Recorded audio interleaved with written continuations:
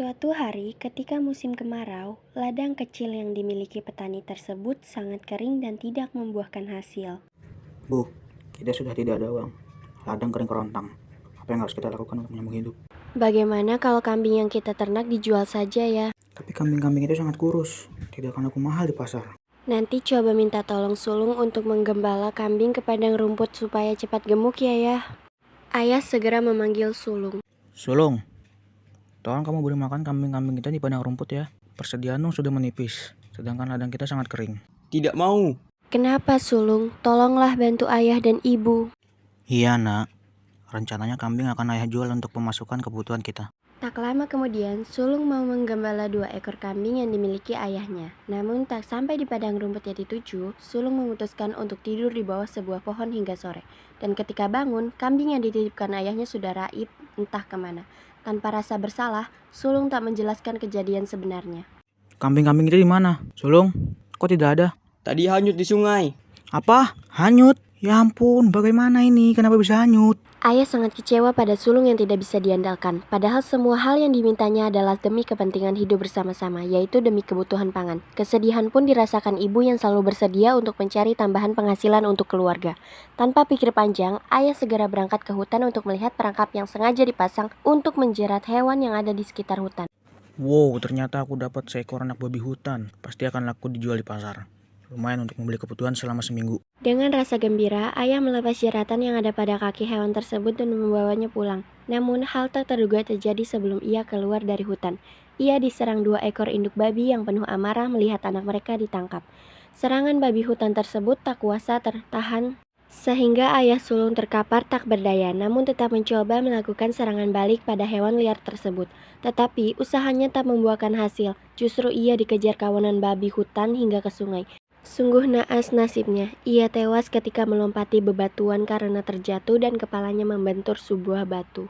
Sulung, kamu ini apa-apaan? Selalu bikin susah orang tua. Seenaknya saja kamu buang beras untuk makan ke dalam sumur. Lelah memarahi sulung, ibu pun meminta tolong agar sulung mengambil periuk tanah liat di belakang untuk dijual ke pasar.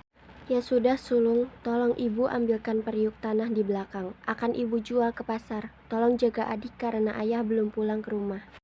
Untuk apa aku mengambil periuk ini dan menjaga si bungsu? Aku jadi tidak bisa main. Mending aku pecahkan saja periuk ini. Tak disangka periuk hasil buatan ibu dipecahkan begitu saja oleh anak nakal yang satu ini. Sungguh keterlaluan dan membuat hati ibu hancur berkeping-keping layaknya periuk yang sudah pecah itu. Sulung, apa kamu tidak tahu kita butuh makan? Kenapa kamu pecahkan periuk itu? Padahal itu satu-satunya sisa harta yang kita punya. Sungguh terlalu, sulung justru membentak ibunya dengan nada tinggi yang tak terkira. Sikap sulung itu sangat keterlaluan pada ibunya. Ia tak sadar bahwa suatu saat nanti penyesalan dan penderitaan pasti akan ia alami jika sang ibu sudah tiada. Sementara itu, bungsu yang baru 1 tahun hanya bisa menyaksikan kesedihan mendalam pada ibunya. Jika sudah sebesar sulung, mungkin adiknya itu akan berinisiatif untuk menolong ibunya. Tak lama kemudian, salah satu tetangga datang di tengah kekacauan dalam rumah itu. Bu, saya ingin menyampaikan informasi bahwa suami ibu telah ditemukan sudah tidak bernyawa di tepi sungai. Saya, beserta warga yang lain, turut berduka cita sedalam-dalamnya atas kepergian almarhum. Innalillahi wa inna ilaihi roji'un. Namun, tak nampak raut wajah kesedihan dari wajah sulung. Ia justru berpikir bahwa tanpa ayahnya, ia berarti bebas karena tidak ada yang menyuruh-nyuruhnya lagi. Sulung, ibu tak sanggup lagi hidup di dunia ini. Ibu sangat sedih melihat perilaku kamu. Tolong jaga bungsu. Ibu mau menyusul ayahmu. Ibu sulung pergi menuju sebuah batu yang disebut batu belah tempat suaminya terjatuh dan meninggal. Kemudian, ia pun bersenandung sambil berjalan menuju batu tersebut. Batu belah, batu bertangkup. Hatiku alangkah merana. Batu belah, batu bertangkup. Bawalah aku serta.